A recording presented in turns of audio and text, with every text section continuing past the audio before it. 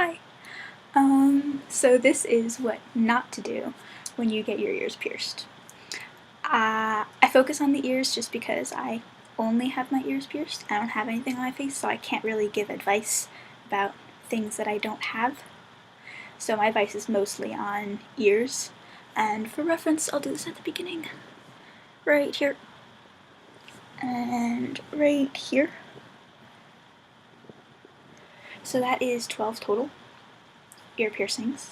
And when I talk, I might focus on the lobes a little bit because those are the most common ones that most people, if you're looking at getting your ears pierced, you probably already have those. You may not remember it, but you probably already have your lobes pierced. It's the most common thing, I like to think. If I'm wrong, feel free to tell me. So I'm making this video because there's a lot of information out there, a lot of different information, a lot of different videos, and I like to research things. So I like to see what's out there, see the information, and my hope is that I can sort of consolidate it a little bit and take information from a lot of different sources and try and put it together as much as I can so that you don't have to go searching through a bazillion different websites like I do, because I like to do that for fun. That's just me, so I want to make your lives easier. And also, the reason I'm doing a what not to do instead of a what to do is because I'm really bad at doing things. I make a lot of mistakes. I have made a lot of mistakes. Most mistakes that you can make with a piercing, I have probably made. Probably, most likely. That being said, I want someone to learn from my mistakes. I want to learn from my mistakes also. So I'm probably gonna rewatch these when I forget things. So right after you get your ears pierced, or anything pierced, the number one thing you do not do is touch it. Ever. Just don't. If you feel your hands going up there, put them in your lap. Sit on them if you have to. Just do not touch new piercings. Don't do it, please. The only time you can is if you're, say, like you just washed your hands, or you're in the shower and you're washing your ears, because after you just wash your hands in the shower. That's what I do. Wash your hands so that you can, wash it and wash your ear to make sure that it's clean, and massage it. Massaging is always good. It's nice.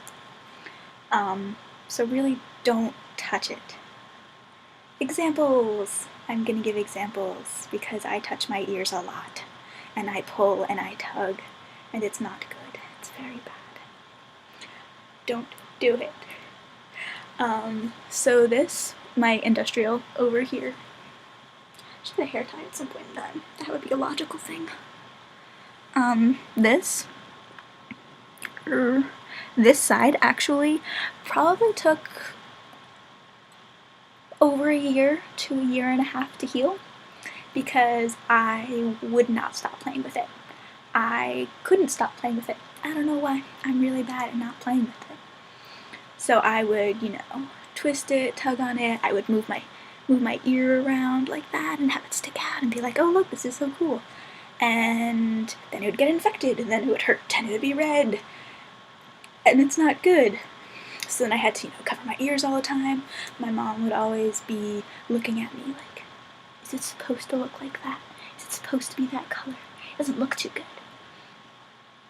The industrial one was my first one besides my earlobes, so Mom was really panicking about that.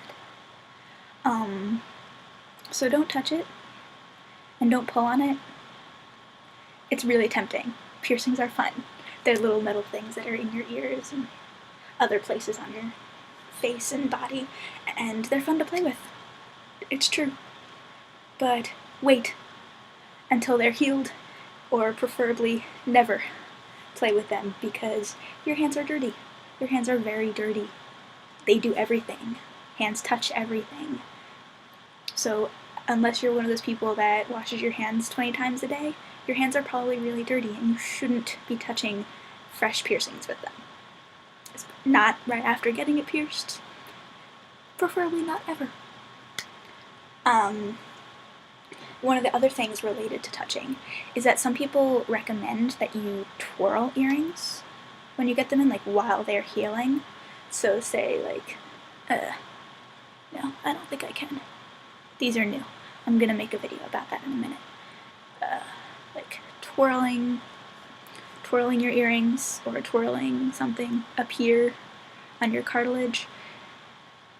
That's one of those things where there's conflicting information. Most people would say you probably shouldn't do it because it does involve you touching your earring. It can become a bad habit. And twirling the earring does technically rip up some of the insides. So, like, if things are scabbing over, trying to heal, and you're, twirling it around, you're ripping it up again, and that can make healing a little bit longer. But it's also not the end of the world if you do twirl it, as long as your hands are clean. If your hands are dirty, then you're just playing with it, and that's really bad. Don't touch them. Another related thing are cleaning products. There's a lot of different information about what you can use to clean piercings, what you can't use. Now here's disclaimer, I'm not a professional. I just really like metal holes in my ears. So there's a lot of information about this. One thing I would say not to do is don't use rubbing alcohol, or that clear stuff, which is basically kind of like rubbing alcohol. I use that. I did. I got my lobes pierced when I was 5 years old, and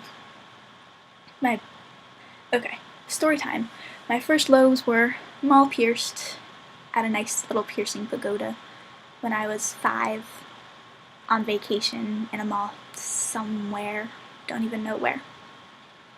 And my second holes, there's more fun stories about those coming, but my second holes were clairs pierced. I was 10, I think. 10 or 11, something like that. So these were clairs pierced, and I used, the Claire's cleaning product and Neosporin. Oh, Neosporin's also not really a good thing.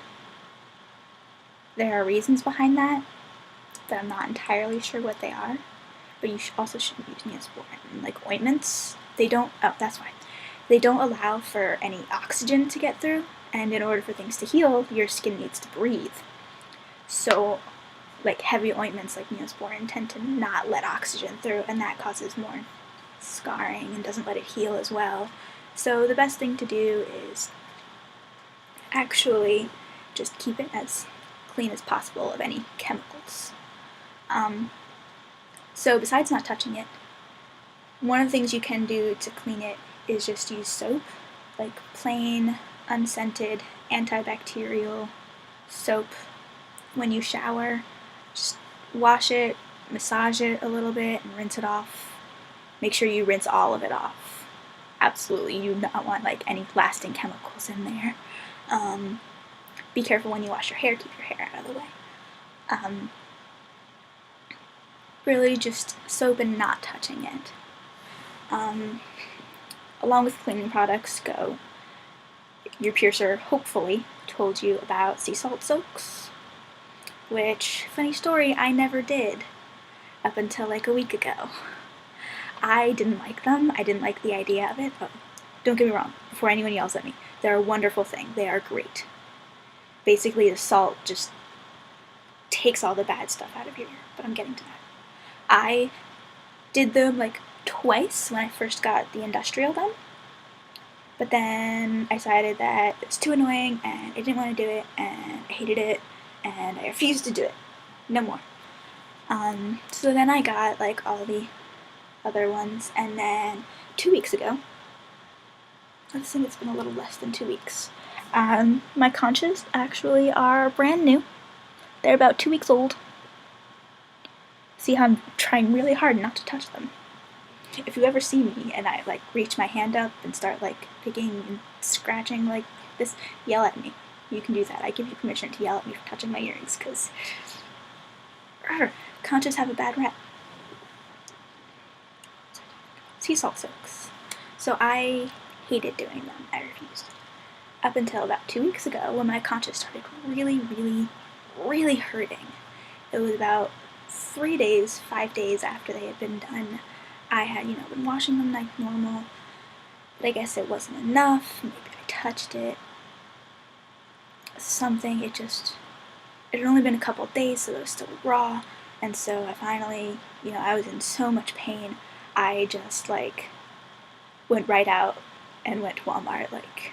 I was in my room, relaxing, and I was, nearly crying from pain. So then I, put clothes on and went to Walmart, and just bought some sea salt right there. And I made up the little mixture. There are a bazillion different copies of how to make a sea salt mixture online. They're all pretty much the same. If it's too salty, it will hurt you a lot. If it's not salty enough, it won't do anything. But something is better than nothing. So I went right out, came back, did a sea salt soak, got a little cup, just, sat there and watched Family Guy. Well, I sat there for 5 minutes watching Family Guy, and then I took it out and then finished watching Family Guy. Because you're only supposed to leave it in there for a couple minutes. And then the next day, there was, some white goop coming out, and then it felt fine. The sea salt basically takes the toxins and bacteria and kind of draws it out. So whatever was in there just kind of came out on its own. It was magical. So sea salt soaks are really good. Now, while we're talking about cleaning things, it is possible to overclean. If you clean your ear 4 times a day, it will get dried out, it will be overcleaned. If you use too many different things, if you do this soap and that soap and then a sea salt soak and then this and then that, that's too much. That's also how you hurt your ears. So too little is bad, too much is bad. It has to be a delicate balance in between. And also, important little side note is that everyone is different. Different people are different people heal at different times, and you should listen to your body on how your body's feeling. So if your piercing is in pain, you should probably do something about that. And if it's, feeling good, healing really great, keep washing it, but maybe instead of washing it twice a day, you could wash it once a day some days and then twice a day other days, up until it's fully healed. So I think that's all I had for this first one about touching and twirling and fiddling and cleaning. I wasn't actually planning on doing the cleaning part for this video, but I did. So there's not much I can do about that now.